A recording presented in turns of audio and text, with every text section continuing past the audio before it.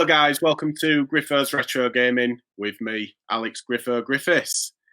And I've got a real treat for you today. The biggest guest we've had on so far. And he's a Pac-Man champion, if you like. He's the first European to get a perfect game on Pac-Man in the arcade, I believe. I don't think he'd play any other version. So, yeah, it's Mr. Jon Stoodley. I'll bring him on now. Hi, everyone. How are you doing? Glad to be on the show. Glad to be live as well. That's what we love. We love live gaming and live streaming. Certainly do. And just before we start, actually, you have a Twitch channel, don't you? Yeah, it's Pacman83. You'll see it on Twitch. So yeah, if you just put that in on Twitch, I do live streaming. I've done it most days, especially while the furlough's been on. So Yeah. it's been an excuse to play video games. That's right. I will put a link in later on as well. I'll promote that for you, John. Do you play the arcade Pac-Man on there at all? Yeah, it's just the arcade version I play because I played the original game back in the day. That's the only one that I play now, and I don't play any other variations either. I don't play Ms. Pac-Man or Pac-Man Plus or none of the other ones. I just stick to the original one. Okay, so I'll let you start. If you want to go just through a quick, like you did with me earlier, and Sure. that'll allow people to come in and get the questions in. So, awesome. Yeah. Okay. So my name's Jon Stoodley, and I'm the first European, or I'm the first British guy to get a perfect game on Pac-Man. Now, a perfect game on Pac-Man involves going from the first board, the cherry board, to level 256. So Pac-Man has an infinite end, and it runs out of memory. And on the split screen, there's half a screen and half a garbled area, so they call it the split screen. So in the 40-year, Pac-Man's 40 years old this year, so 2020 marked the 40th anniversary. I've had two other perfect games, so I got them in the last month. So since I've been playing at home, I've played live on Twitch. So the two perfect games I've had in the last month, they're both on Twitch as well. So if anyone wants to check them out, they can. And the original one I did at Margate in 2015. So I did that live at a live event in Margate. Only play live. Sorry. Was that filmed, the one in Margate? Yes, it was. So for the original one in Margate, that's on YouTube. So if you put in Jon Stoodley Perfect Pac-Man, it actually takes you obviously to the game, and it's in 4 sections because my perfect game, I play what's called freehand. Now there's 2 different ways of playing Pac-Man. You can play. Yeah, there's 2 different ways. There's guys who, what they've done is they've gone onto MAME or an emulator, and they've used what's called save states.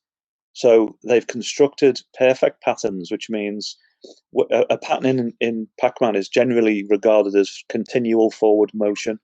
So you don't stop, you don't group any ghosts together. This takes obviously a long, long time, and they construct these what's called perfect patterns, so they can get all the ghosts and in as quickly as possible. Not something for me. I don't knock it at all, but because I played my way, which is freehand, so I basically corral the ghosts together, and I take them to the power pills when I want to. So it's basically manipulation of the ghosts, because you can manipulate them once you've got the knowledge. So that's the way I played back in the arcade. And first played in 1981. First game I played was a game called Berserk, which was weirdly enough was another maze game. Yeah, completely different. But I only started playing Pac-Man because my brother used to play it, and he was regarded as a really good player. He could score over 100,000 points in 1981. So he encouraged me to play a 2-player game. So that's how I started playing Pac-Man. So you'd say, do you want a doubles, as it was called? So I started playing, and within a month I passed his score. And it's just something I just caught on to. And within an 18-month period, then I got 3.221 million, which at the time, I didn't know, but at the time was a world record score, which beats Tim Balderramos of the US. That was his highest score was 3.189 million. So I actually beat his world record score in June 83. How long did it take you to achieve that? How many minutes? Well, 6 hours. Hours. Yeah, my perfect game. It's not Dave Race in America. He's got the fastest game, which is 3 hours 28. And like I said, some guys use speed runs. They call them speed runs because they're patterned all the way through. I just use freehand, so my freehand game is a lot longer. So from board 1 to board 21, I won't go into too much detail, but for the first 21 boards, you can score points on the energizers. After board 21, the energizers never change. So when you eat an energizer, all that does is reverse the ghosts. That's all it does. Okay. It doesn't go into blue, so you can't eat them. So we say in the first 21 boards, that's what's referred to as board 21, is when it changes. So for the first 21 boards, I play what's called freehand. So that takes me typically nearly 2 hours to get to that point. Perfect. And the guys who play the speed runs, they get there in less than 30 minutes. So I'm already an hour and a half behind when I get to board 21. And then what we do then is it's called crossing the desert. Don't know if you've heard it before, but it's 234 boards then from board 21 to board 255, which is the final board before the split screen. So we play 234 boards precisely exactly the same. We run a pattern. Everyone has their own pattern.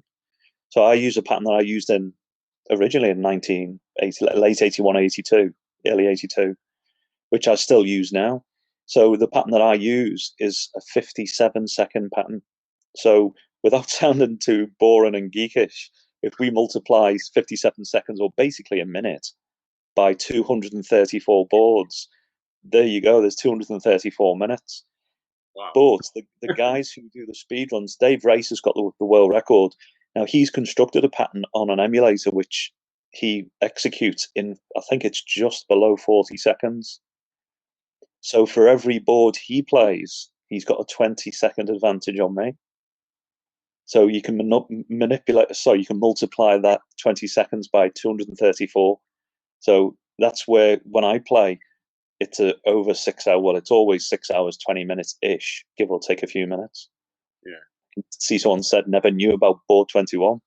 Yeah. We have got a question in actually, but I think you've kind of answered it. So it's from Alistair, right, Alistair? Hi, how Alistair. do you feel about MAME? Do you know what MAME is? You probably do. Absolutely, yeah. Versus physical arcade boards. Well, the difference is there's only a slight difference. Now, I've played quite a few MAME variations, and if I run a pattern, I still know patterns from back in the day because we generally used basic patterns, and the patterns that I still remember work fine on MAME. Now, there's some very, very small variations on MAME that I can see, just the way Pac-Man moves in a certain way, because we play it so often and we play it to such a high degree. We can see the tiny little nuances between the two. But how do I feel about MAME versus physical arcade boards? There is absolutely no substitution for playing on the original hardware. That's what I'd say. But MAME is unbelievable, fantastic. Boo me. Lee has got a question for you. Have you not attempted Miss Pac-Man at all? No, it's one of the personal jokes people always fire at me. Ms. Pac-Man. Now I'll tell you a quick story about Ms. Pac-Man. When I first saw Ms. Pac-Man, it would have been probably mid '82, maybe late '82. Okay. Now I'd only ever played Pac-Man, and I actually first saw Ms. Pac-Man in Southport arcades. Southport's up the north coast from Liverpool. You probably know. Yeah. When I saw Ms. Pac-Man, I didn't actually know it was Ms. Pac-Man because it wasn't in the blue and pink cab that you see now. A huge majority of arcade machines then were bootlegs that were made by Centurion or another arcade manufacturer because they were so expensive, these games, to ship over from America. What they did was they got the original boards and they built their own cabinets and manufactured them in either Europe or they manufactured them in the UK. Now, in answer to the question about Ms. Pac-Man, when I first saw Ms. Pac-Man, I honestly thought it was like a Japanese or Chinese copy version of the original game Pac-Man. And I thought it was so funny because it was Pac-Man with lipstick and a bow in the hair with different sound effects, a different coloured maze, two tunnels. and I thought, what is this nonsense? And I never forget it since. It became a huge, huge game, but it was never for me because as a young teenage lad from Liverpool, to be seen playing a game with lipstick and a bow in your head just wasn't cool. But as far as the game's concerned, I do see the appeal. But yeah, it's attempted Ms. Pac-Man. I can see that as well. Yeah, it's not something for me. I've played it a few times. Now, the only times I've really played it is when it's been involved in a tournament. Yeah. So there's been a selection of games that have been chosen, and then it's some people use it as a figure of speech. I've only played it half a dozen times. That's all I've ever played Ms. Pac-Man. Probably less than 6 times. But it's a game I think I could transfer the skills from Pac-Man easily across to Ms. Pac-Man.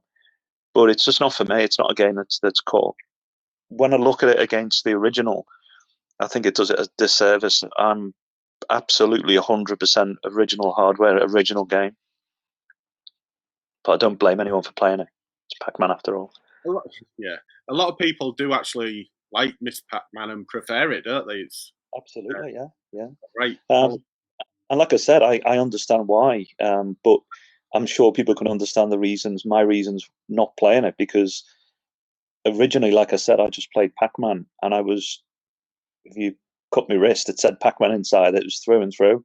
So for me, it was just a crazy copy version of the icon. No, I didn't gel to it. I know what you mean. Yeah. I said it wouldn't take long, so someone has to ask, what's your thoughts on Billy Mitchell, Rogers, etc.? Yeah, it's something that I've not really been involved in. Now, the reason why I've not been involved in, firstly, and it's not because I'm pro Bill or pro Todd, they're good friends of mine.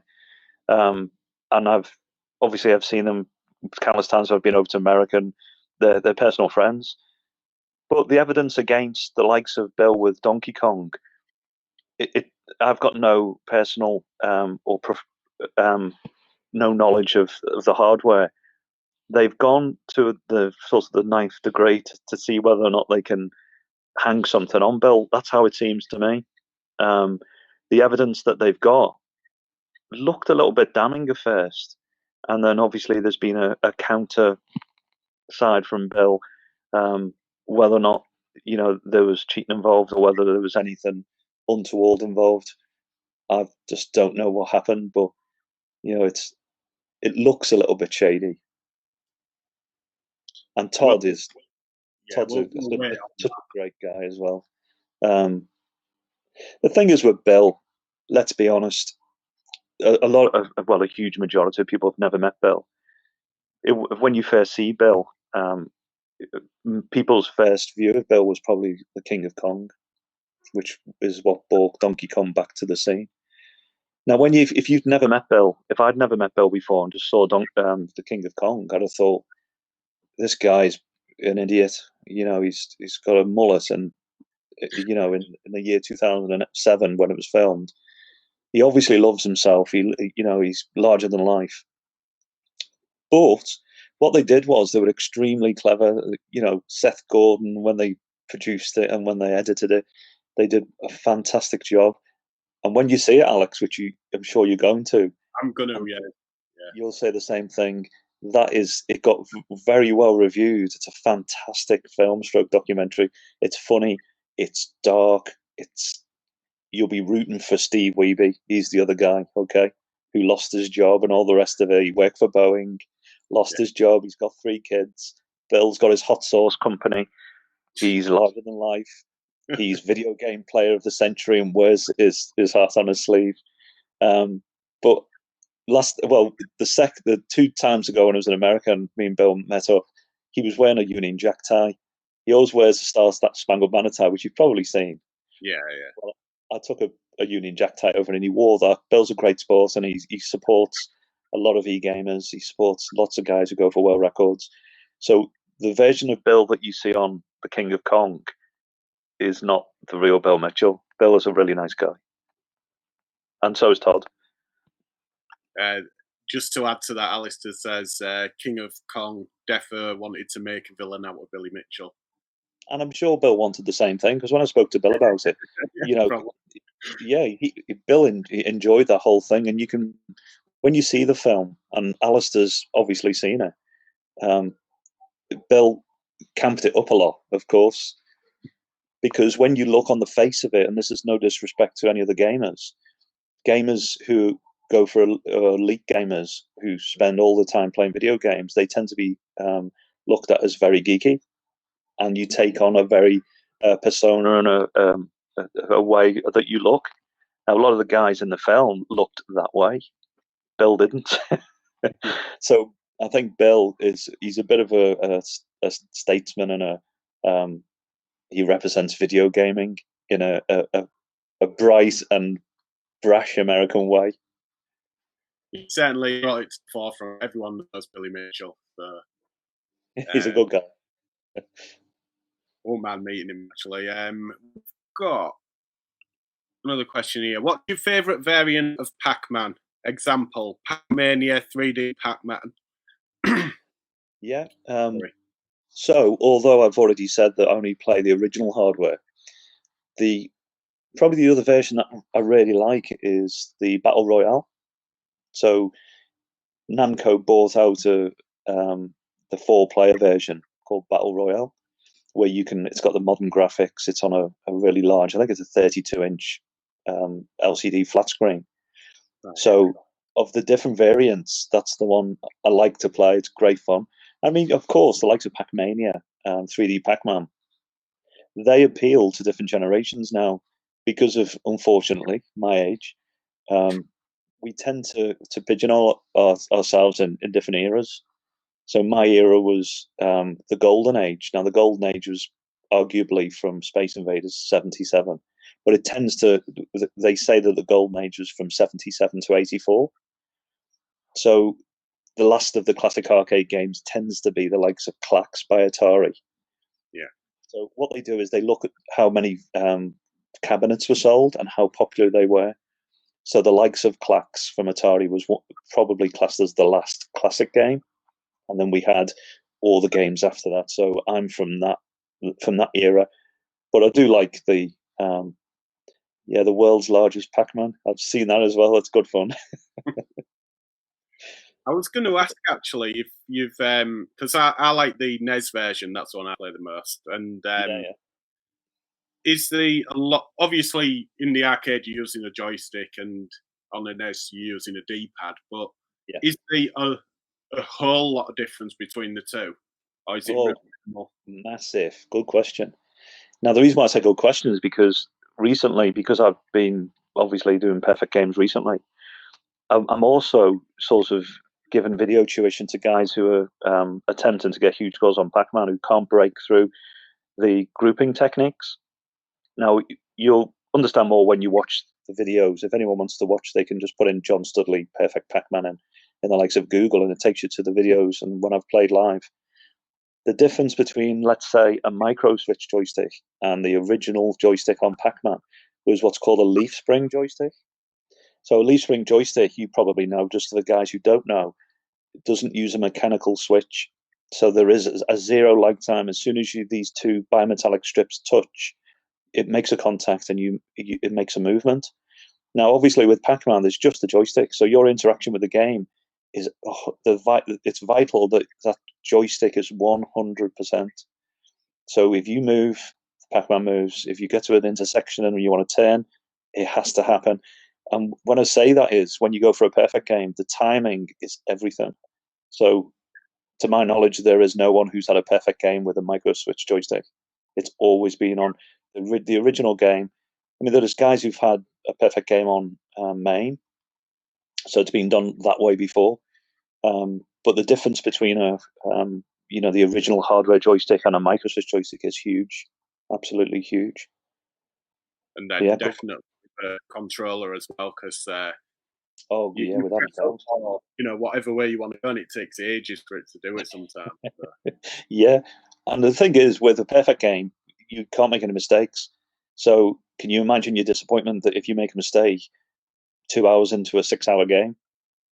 And believe me, I've been there lots and lots of times. Because literally, it must have taken, I don't know, hundreds of games to get there. And because I don't use emulation, I've never used emulation, so I've never needed. Guys tend to use emulation as more like a tuition tool. So instead of obviously putting a coin in and pressing start every game, you can use MAME and go to any point you want to in the game and practice. But because of the scores I got back in the day, and obviously it's the way I was when I was younger, I was very confident. I was almost playing against myself. So what I thought, right, okay, little snot-nosed brat when he was in his early teens, I'm now going to beat you exactly the same way. So they're the rules I used. I had to play using the same hardware. Because the story, I can talk forever about this. I actually bought my machine that I got the perfect game on eBay, and it was a destroyed Cabaret. Now, Cabaret is a short version of the original machine. So I bought it in London, just outside London, completely destroyed, £120 it was. Board was gone, the joystick didn't move, the screen was gone. And then what I did was, I've got quite a few contacts in America, and the parts that I needed, I got them flown over. And then I restored it in my shed in the back garden over a 7-month period. And that is a photographic restoration that's on one of the classic arcade gaming forums for anyone if they want to see it. So it was every single step of the way, it was a photographic restoration. And then I thought, right, okay, I'm going to use this machine to beat the old score. And what happened was Arcade Club, who were just hugely instrumental in the whole thing, what they used to do was they used to transport that cabinet around to different events. And Play Expo, you'll probably remember Play Expo.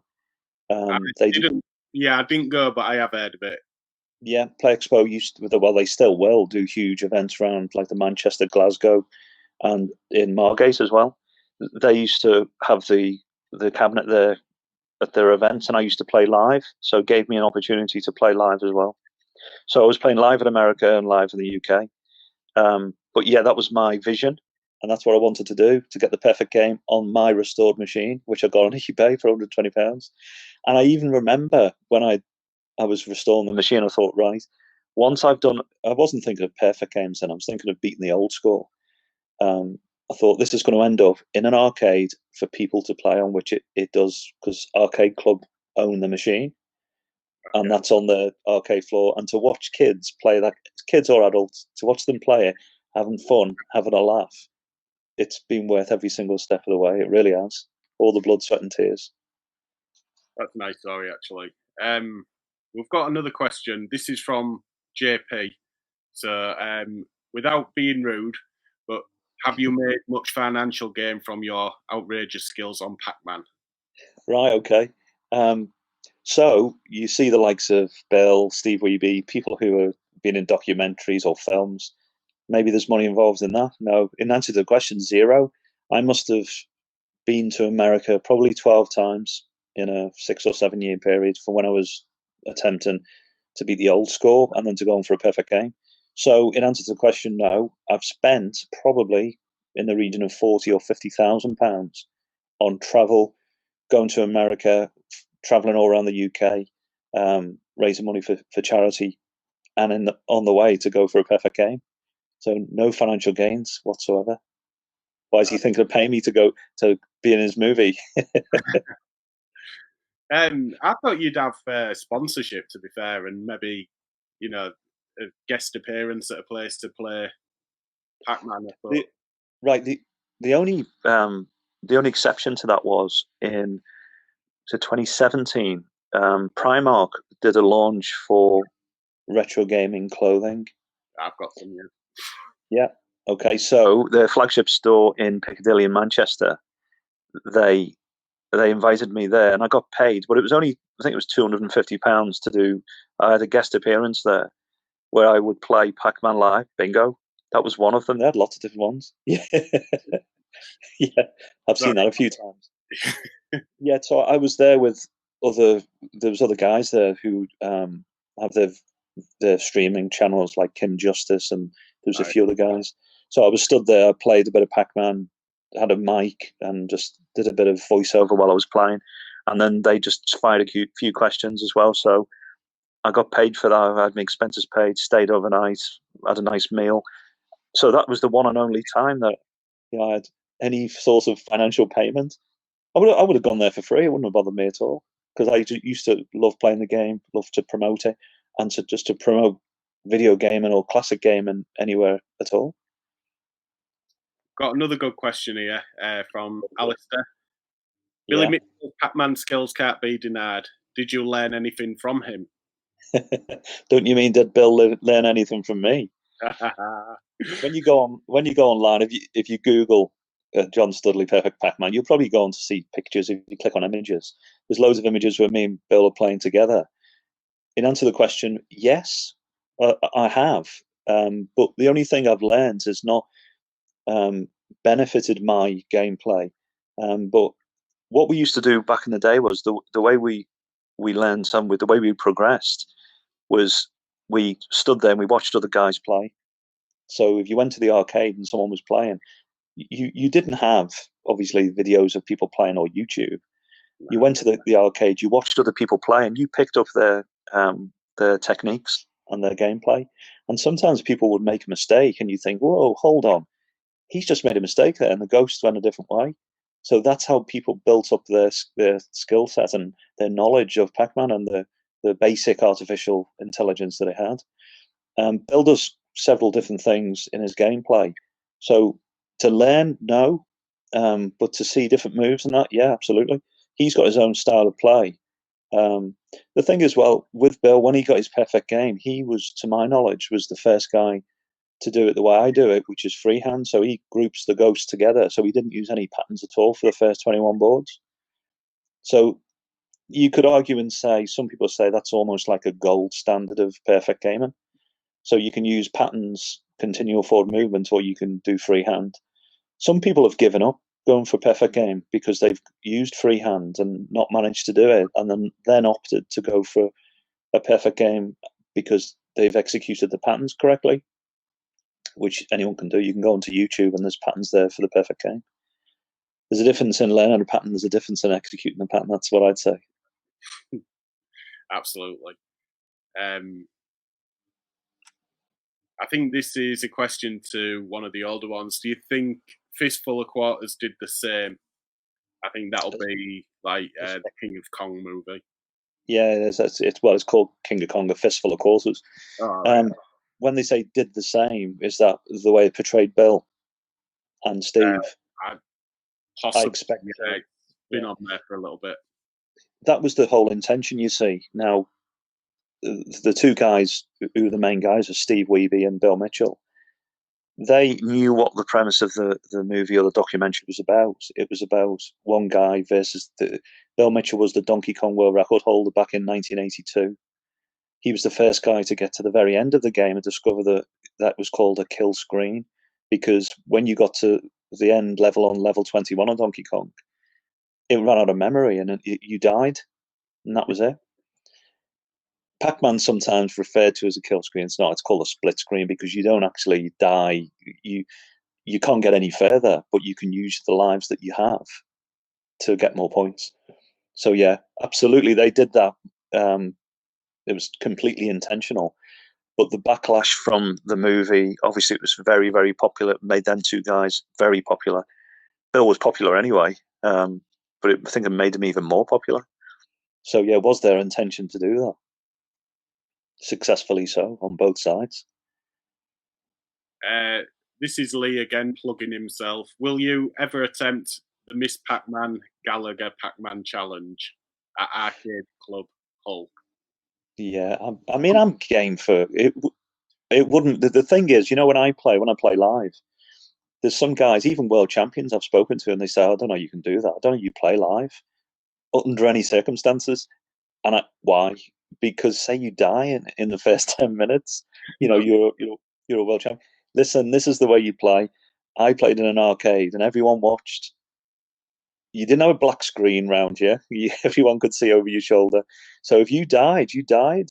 So I'm used to that. So maybe that's the reason why.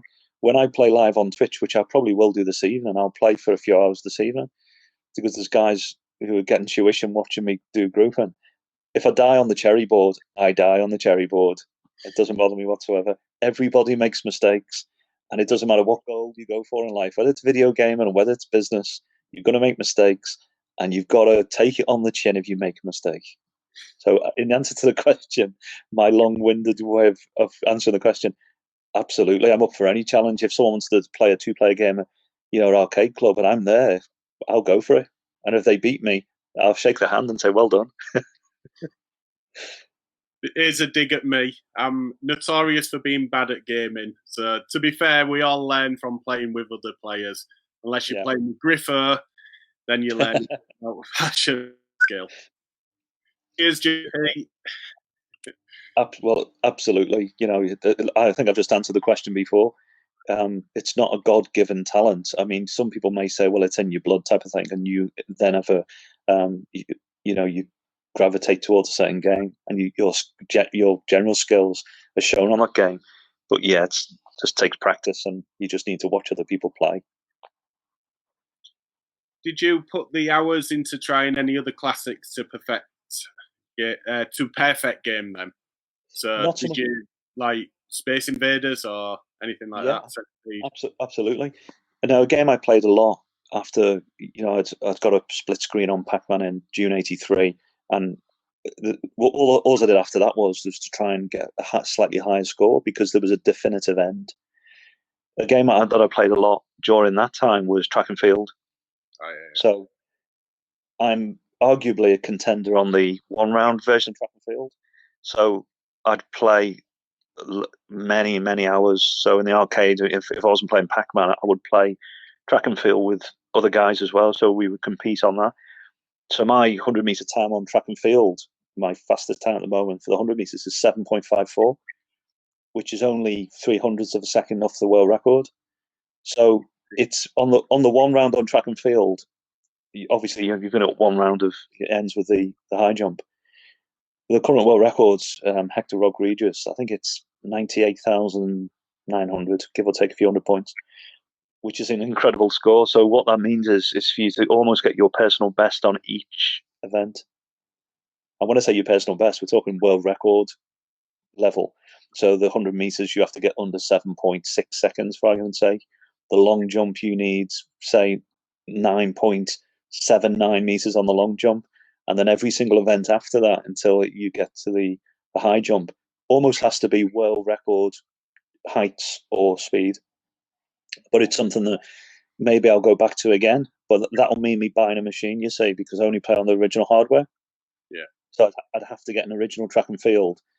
Because I've got all the high scores at Arcade Club as well. When I visit there, I'll have a few rounds of Track and Field. So the 100-meter times, they're all mine. And yeah, I'm not bragging. I'm just saying. And when people watch, because I use that six-finger drumming technique on one button, and that's what I did back in the day as well, you see. I was going to ask, do you use the sock on Track and Field? No, absolutely not. T-shirt on the console. No, I just use the six-finger technique, so you can see three. So I do 3 and 3, just on one button. Now, I'd never seen that before because I don't know. I sort of thought, well, maybe I pioneered that back in 1984. But yeah, what we used to do was we used to use 2 fingers, one finger as fast as possible, and that became 2. And then it was almost a competition between me and the other guys. We're like, see how many fingers you can use on one button. Because what happens with Track and Field is, if you press it has 2 run buttons. If they hit them both at the same time, it stops the meter from climbing. Right. Okay. So you can only register 1 hit at a time. So that's why you got people going crazy. Because if you touch 2 buttons at the same time, it stopped the speed. So we found out if you did this drumming technique, which obviously I had the knowledge back in the day, which I still use now. So yeah, do you use a sock? I use my T-shirt, like I say. Hello, Kevin. He says, your favourite beat 'em up. Are you into beat 'em ups or anything like that? Absolutely not. That's a great question as well, Kevin. Another thing about my generation, God, you guys are making me feel so old. Like I said, well, I stopped playing video games really in 1985.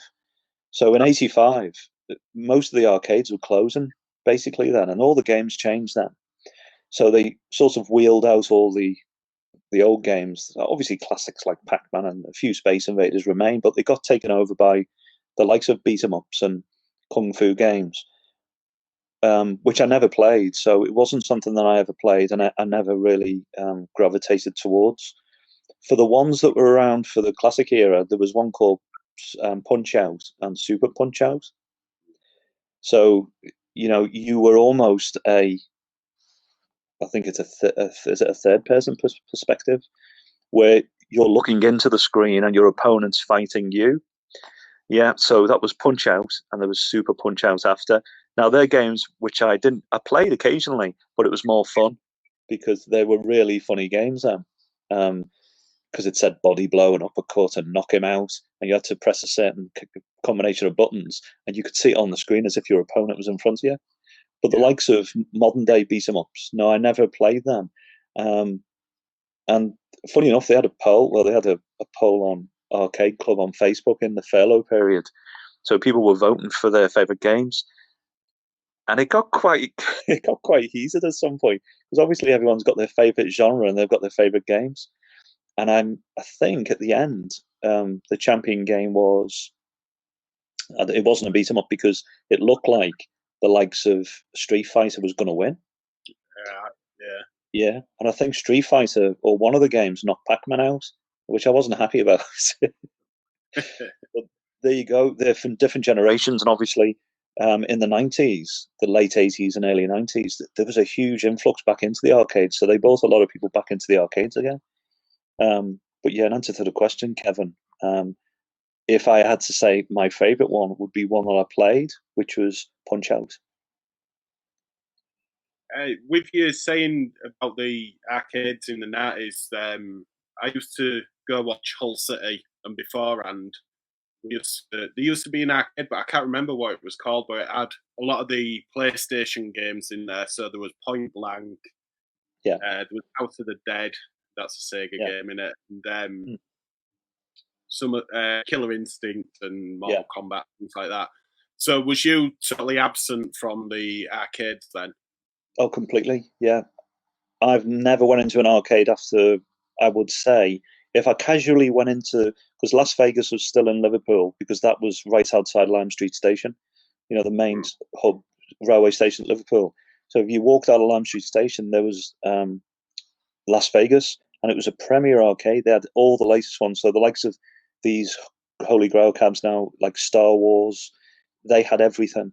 Dragon's Lair, every single expensive game that came out, they had.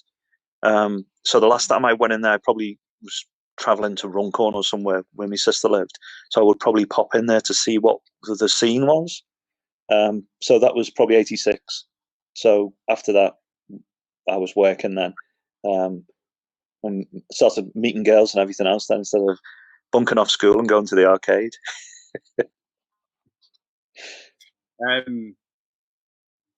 Well, I said this would happen. Rolling Thunder is the greatest arcade game ever. That's JP. Well done, JP. You're okay. I grew up in the same era. This is JP again. I queued an hour at a local hairdresser who was the first to put out a Space Invaders machine. My dad wasn't happy. Awesome. Did you ever play weird locations, or was it just at the arcade? Yeah, it's normally Las Vegas. Now there was a few in Liverpool because Liverpool is like quite a large city. So there was the Monte Carlo, which was around the corner from Las Vegas, and you had the Las Vegas. There was a huge amusement place as well, further in Liverpool. They had an arcade, stroke, gambler machines, that type of, because there was quite a lot of them in the 80s, where they had like fruit machines. But yeah, there was a few sorts of local chip shops that had the odd game, the likes of Gallagher, or they may have a Space Invaders or a Moon Crester. Some of the old classic games I remember. But yeah, it's making me feel 52. This is now. Cheers, JP. He's from Grimsby, so that explains a lot, to be honest. Get into Arcade Club in Bury, JP. Yeah, Relive you. You'll love that. Absolutely fantastic. Here's one for me. Did those arcade shooters remind you of console games, Alex? No. I just like you got a light gun with the PlayStation for Point Blank. That's what I meant, and it was essentially the same sort of game, just you know, a lot different. Yeah, the arcade shooters are fantastic as well. I think some of them are brilliant. Oh, House of the Dead, I used to like. The thing is, as well, like I was saying before, Alex, because I didn't go into the arcade after the likes of '86-ish, I missed out on quite a few really decent games. Now, when I've gone back into the likes of Arcade Club, and they've got such a massive variety of games, some I've not really seen, and I've been introduced to these games and played them subsequently, and I thought, I would have definitely played these games if I would have been from this different generation, and you can see the attraction. Some of them are fantastic. Yeah, that's the thing, and it's a generational thing. A lot of people on this group aren't gonna. I'm sorry, but they're not going to remember Pac-Man. But we have all played Pac-Man, just not necessarily in the arcades, Yeah. Well, funny enough, just a quick one about the one I played in the arcades. Now, Las Vegas, although they had the original machines, or every original machine you can think of, people see the Pac-Man now, they see it in a yellow cabinet with the iconic artwork. I honestly can't really remember ever seeing an original Midway Pac-Man machine when I was younger. They were all bootleg ones by either a British manufacturer or, they were like a Japanese one with the original hardware, because you could play the patterns and all the rest of it. But the ones they had in Las Vegas, they had, and they must have cost some money at the time. They were called Snapper. They weren't called Pac-Man, and they were two upright machines, all black, and they had another monitor above. So they were twin screen machines. Now, it was massive draw it was, because when you saw them, when you walked in the arcade, the first thing you saw was these two screens that you could see people just standing there watching people play. So not only were you playing the game, but above you was another monitor, so people who were standing there could watch you play. And that was one of the attractions that when I was in my early teens, being great at Pac-Man, and people used to crowd around, you'd feel like a rock star. Because on a Saturday when it was busy, I'd be playing, getting several 100,000, whatever it may be, and people would be stood there on a Saturday, and there'd be a massive crowd of people watching you play Pac-Man. So it was a big deal at the time. I can imagine it, actually. And it's one of the reasons as well. When people say about playing live, and it's a question people ask me: how can you play live? Don't you get nervous? How do you play under that type of pressure? Well, I learned that pressure when I was in the arcades. You had no choice. Maybe if I didn't come from the arcade generation, I'd be the same as everybody else. If I played live, I may not want to play live because I'm not used to that. And it's almost like, do you like people watching you when you work? My ideal scenario would be to play in the middle of Wembley Stadium, live on a big diamond vision screen, and everyone watching. That would make me play at my best, without a doubt. A bit like Lab, something like that. Absolutely. I would play in the middle of a crowded street in the middle of Liverpool town centre. It wouldn't bother me at all. That's what fires me on to play well. What was your thought on Pixels, and would it have been different, or would you have been in it if asked? Absolutely. Yeah, I'd be in anything to do with classic gaming as well, because I thought, firstly, my thought on Pixels was it was fantastic to transfer the likes of video games. Because when you think of it initially, you think, how do you do that and put it onto film? They did a really good job. I really enjoyed it. So, yes, I thought it was great. And absolutely, yeah, if I were being asked to go into anything like that, absolutely I would, yeah, sure. Because my love is obviously for classic gaming. And any video games as well, because I've played the Xbox. I like Tiger Woods Golf. I like Colin McRae Rally. I like Dirt. It's not as if I've only... The thing is, when I've been playing for a perfect game, and it's something I've mentioned before, obviously, when I've spoken to other guys about the subject. There's such dedication needed to get a perfect game that you tend to shelve everything else that you do, and all your energy goes into going for this perfect game. Thousands of people have attempted it, and they've not. There's only so many done it, because either we're all crazy, the guys who've done it, or maybe there's only a dozen people in the world who have got the temperament to do it. Who knows? But believe me, and it's one of them sayings you hear people say: if I can do it, you can do it. Obviously, it's not a case of I just started playing Pac-Man 3 years ago and I've now got the perfect game. It's different now, because obviously you can just, if you want to, you can copy the patterns online. But that makes no difference. If you're capable of copying the patterns online and then getting an original machine and then playing 256 boards perfectly, you're just as good as anybody else. That's what I tend to do, Alex. I just ramble on and ramble on. No, that's good. So I was going to ask, actually, when you've got the perfect game 3 times, yeah, has it been different each time? Have you played like, I know the style's sort of the same, but every game you play, is it more, you follow the same route? Yeah, exactly the same. Because I play freehand, I freehand the ghosts. Now, it was another good question you've just asked. Are they different? They're not different in the way I apply myself, because obviously it has to be perfect. There is no mistakes. But the games, the journey through the game has been different. Now, there's 3 different phases in the game. I'll just break them down quickly for you. The first phase is from board 1 to board 21. Now, in them 21 boards, that's when you can score as many points as possible, because after board 21, the energizers don't operate anymore. So you can't earn any points. Every single board after board 21 is worth 12,600 points until the end of the game. So you need to arrive at board 21 on 365,500, which is perfect. You've not missed anything. Now, that is the first part of the journey for a perfect game. That's huge undertaking to get to that point.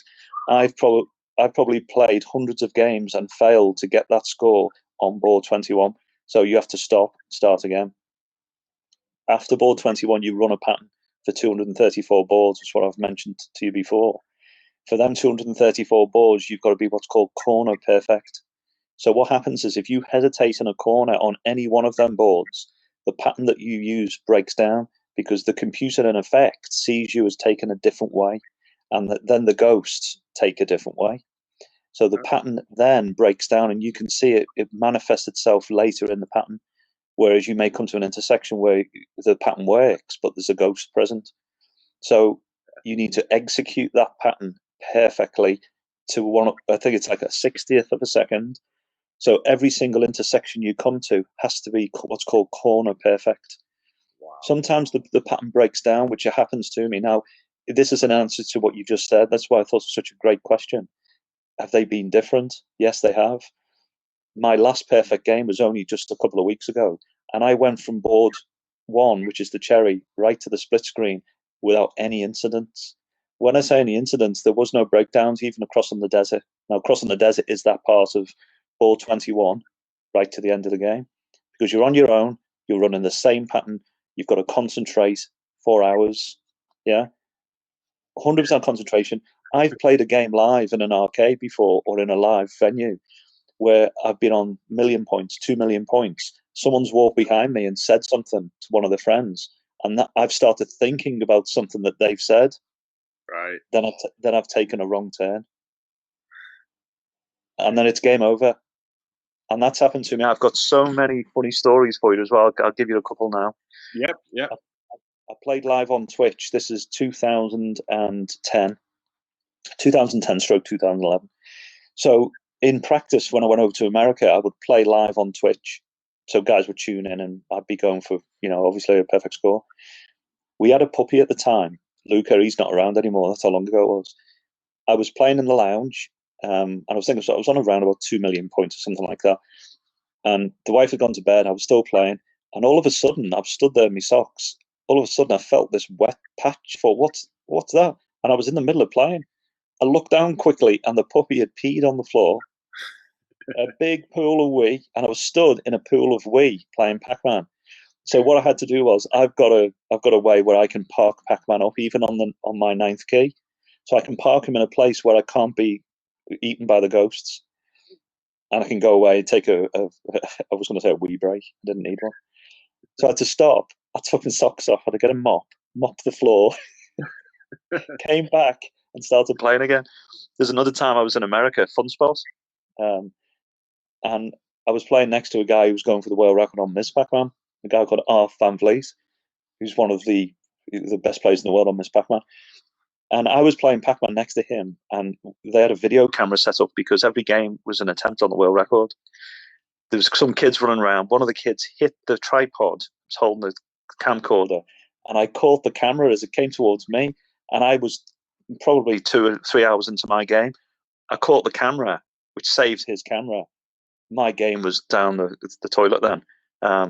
But yeah, saved his camera. My game was finished. Another time I was at Fun Spot, this was another year. I was on, I think it was 700,000 points, so it was probably a couple of hours it took to get that score. And the game, the machine just reset, went off and came back on again.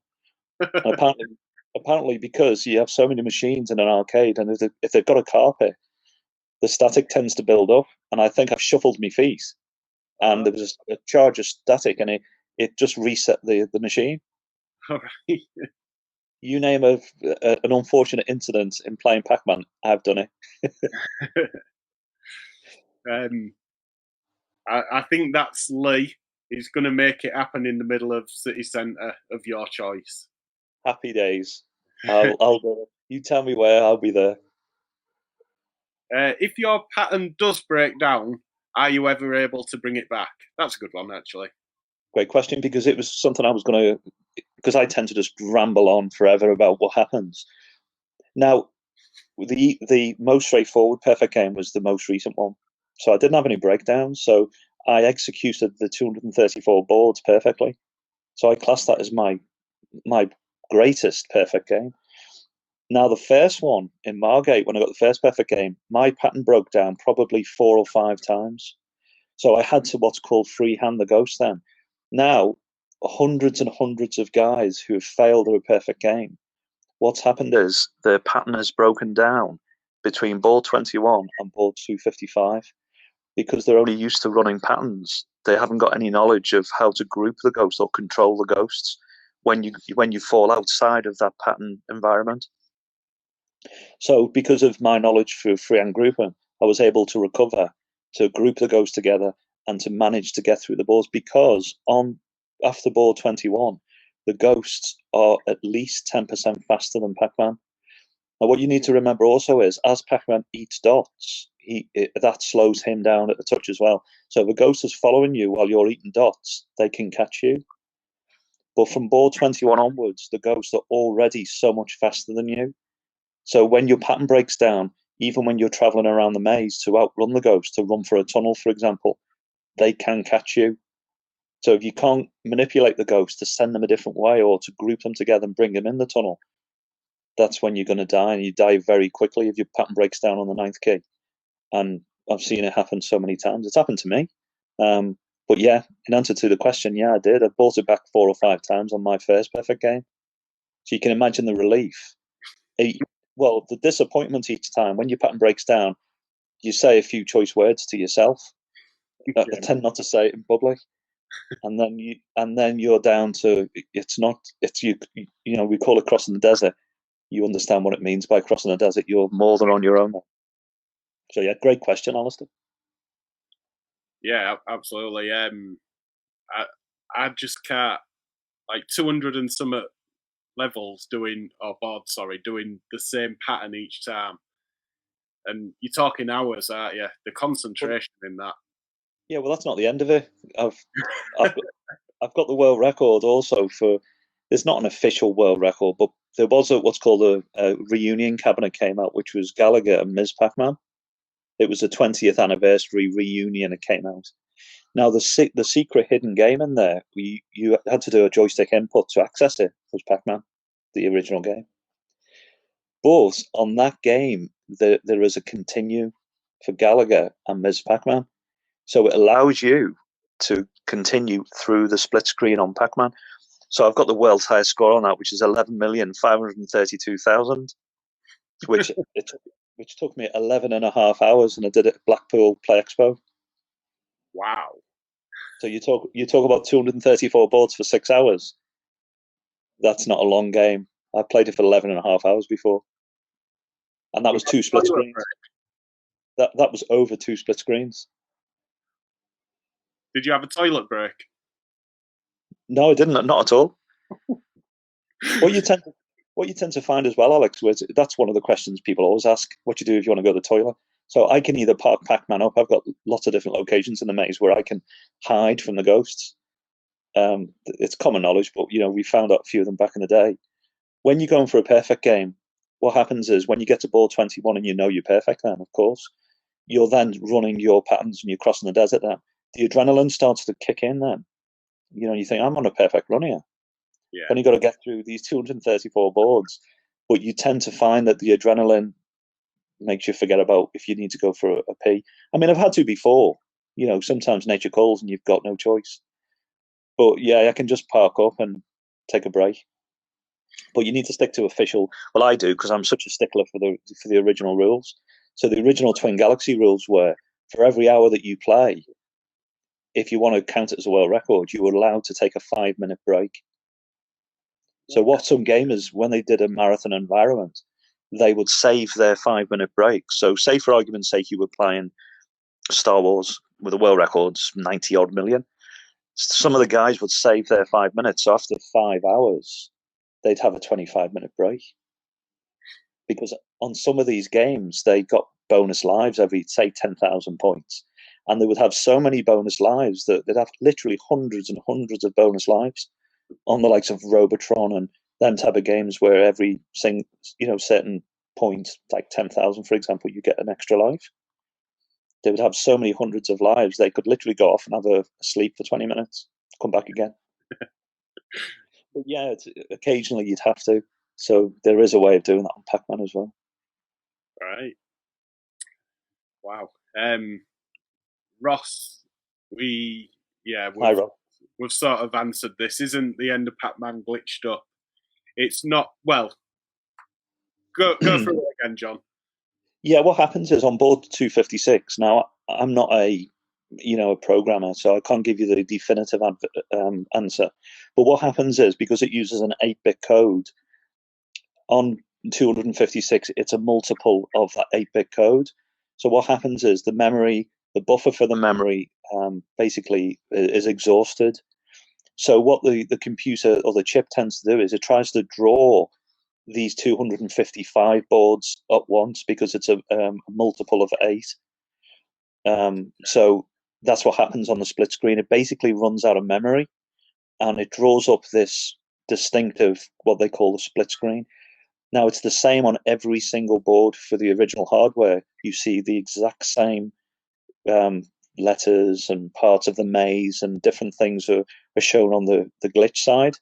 So you have half a maze and the rest of it is this glitch, and there's hidden walls in there as well. So on the maze in Pac-Man, obviously it's made of a maze and there are walls, you can just travel around the maze. In the split screen side, there's also hidden walls, so you can actually go off the screen at the top and come back out from the bottom again in the split screen. So when I was learning the split screen and the hidden dots and everything, because I didn't use emulation, I didn't fast forward to the split screen. I played, it must have been 30 or 40 games, 5-hour games. So I wasn't going for a perfect game. I would have to play 255 boards to get to the final board to practice there, which some people think is crazy, but that's what you had to do when you were playing back in the 80s. There was no emulation back in the 80s. I don't know if Kev's taking the mickey or what, but did you like the Pac-Man spin-offs like Pac-Land? You don't have to answer that if you don't want, John. No. Like I said, I appreciate the enjoyment that it brings for other people. It's not for everyone. It's like, I'm sure there's games that Kevan doesn't enjoy, that Alex doesn't enjoy, that I don't enjoy, and everybody else. But because you need to look at it from, in my mind, because I was introduced to Pac-Man at such an early age, and the only thing I knew was the original Pac-Man. So it was such an iconic game, changed so much for gaming, and it was just written into my head then. As soon as I was a really good player at Pac-Man when I was in early teens, that became my favorite game. So any other variant wasn't my original game. So that's probably why I don't like any other variant, but it doesn't mean I don't play them. When someone's just said, actually, so you've got the original Pac-Man, the original arcade machine, and then they brought out, say, an anniversary edition one, which is essentially the same. Is it the same, or is there slight variations in it? Right, I think I can see the text there. The Championship Edition is completely different because obviously the coding is different. Yeah. So the way the ghosts are programmed, the way the artificial intelligence programmed is completely different. But the likes of the anniversary one, they used original hardware. Okay, so and because it was produced by Namco, obviously they own the copyrights to the game, so they used the original hardware. But yeah, it was exactly the same for the anniversary edition. So you could use, if you wanted to run patterns or anything like that, it was exactly the same. But the only thing you can transfer across the likes of the modern Pac-Man games is your skill at avoiding ghosts, or maybe I'd be quicker at absorbing the way the ghosts move, or the particular nuances of new different versions. But it's something I'm yet to do because I keep getting drawn back to playing perfect games. There's almost like a league of perfect games now where I've got 3, another guy's got 2, someone else has got 4. So I'm almost drawn into, hang on a minute, I don't want to be beat here. I'm going to maybe go for 10 perfect games. Yeah, I can see how that works, actually. I sometimes watch speedrunners as well. It's so competitive out there, isn't it? So Absolutely. I understand that. It's so competitive that when you see the King of Kong, you'll see how competitive classic gaming can be. Can you still see me okay, Alex? Yeah. Still see you fine. Yeah. I think the picture's frozen, but I'll just carry on with the chat anyway. When you see the King of Kong, you'll see that competitive gaming can be extremely cutthroat as well. When Steve Wiebe goes over to FunSpot, he's having to prove himself to almost the Donkey Kong elite, that he has to prove himself that he is capable of getting these huge scores. And it's quite a frosty reception he gets when he arrives there. So I sort of got a slight reception like that when I went to FunSpot in America, because I was obviously from the UK, and who's this new guy on the scene? So you've almost got to pay your dues, in effect, which I did. So I played live on their turf, and people were standing on chairs in the end watching me, which I enjoyed. Yeah. When you say about cutthroat, actually, I watched some on YouTube, and it was about speedrunning Mario on the NES, and there was some people that had faked. It was the complete game, which you can do in about 5 minutes if you use the warps and all that. There was Can someone. You still hear me? Okay. Yeah, I lost a bit of feed. I've lost the picture, but I can still hear you fine. Okay. The speed running. So,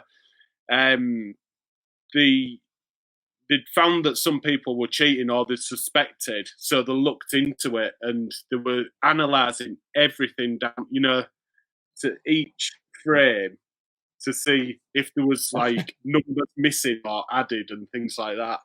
So absolutely. I know, and that's just other competitors trying to prove someone else was cheating, And this is how this whole thing with Bill Mitchell came up. The Donkey Kong establishments, as it became, they were able to use the likes of MAME, and they were able to, break down the game, and they found that something was wrong. So I think with Bill, as well as going quickly back to him, a lot of people sort of in effect had it in for him because they didn't like him. So as soon as anything became apparent that something's not right, everybody jumped on the bandwagon, and there was so many people investigating this thing at the same time that it really became a bit crazy in the end. Yeah, it's it could be jealousy, couldn't it? Ultimately. Well, yeah, it could be, and if it's, some people have made their mind up anyway. They don't like him, so it doesn't matter what he does. They're glad that something's that doesn't seem right has come into the into the public eye. So they're glad. But if that happens, well, that happens. Another question I've got for you is: you said that you took a break from the arcades in the 80s and you came back to it. Sorry, I can't remember. Yeah, it was 2007 when I came back. 2007. So when you came back to it, what was your performance like on Pac-Man? Was it riding a bike or not? Well, one of the reasons why I came back and did it, because a friend of mine had a PS2 game called Pac-Man World. So it was a sort of like a 3D version of Pac-Man. I think it came out in the year 2000 or 2001. It was a 3D version, but they had the classic game on there as well, which you could play. And I remember him saying at the time, "Oh, do you remember all the huge scores you used to get when you were a kid?" And I thought, yes. So I had a little play on it. It was not using one of the the PS2 controllers, but I was thinking to myself, I can't really remember much here. Maybe it's not playing the same as it used to, or maybe it's me. So that was one of the things that I was thinking, I wonder if I can do this again. So when I eventually got back into it, it was a personal challenge then, because I was over 40 years old, and I thought maybe it's part of getting old and you can't remember things you did when you were younger.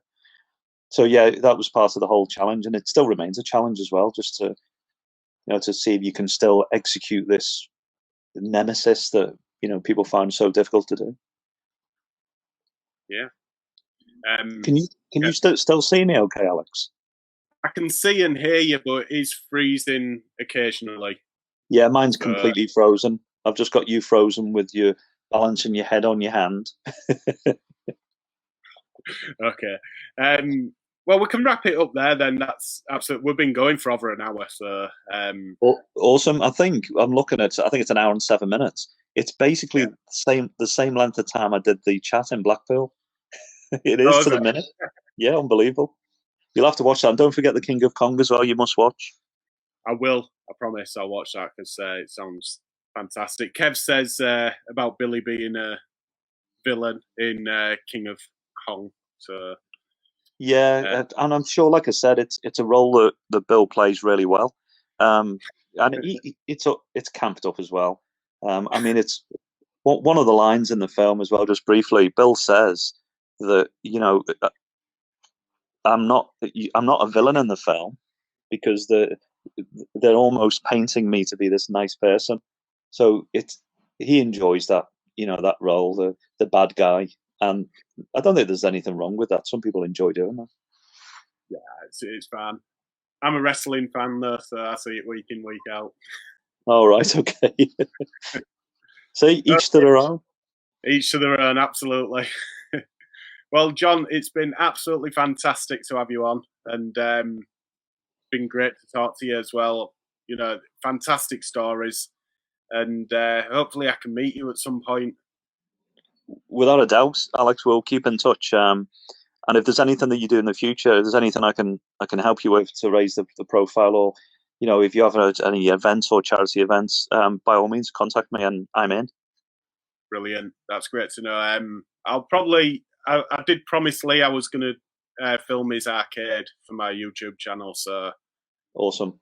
I think Alex Nintendo Arcade's going to as well. I think. Yeah. I'm trying to get him to. I can't remember now, but yeah. Yeah. But like I said, this has been fantastic. Right up my street, really. Awesome. I'm glad you liked it. So everyone. So, yeah. I don't know if you can see, but everyone's saying thanks and great show. So Yeah, awesome, and thanks for everyone for tuning in as well. It's fantastic that there's so many guys who are still interested in gaming and also classic gaming as well. Thanks for raising the profile, and thanks for all the questions. Great questions. No worries. Right, we'll end it there then. So thanks everyone for watching, and I should be back next week with another guest to be confirmed. All the best. Thanks very much, Alex. Thanks, everyone. No worries. Thank you.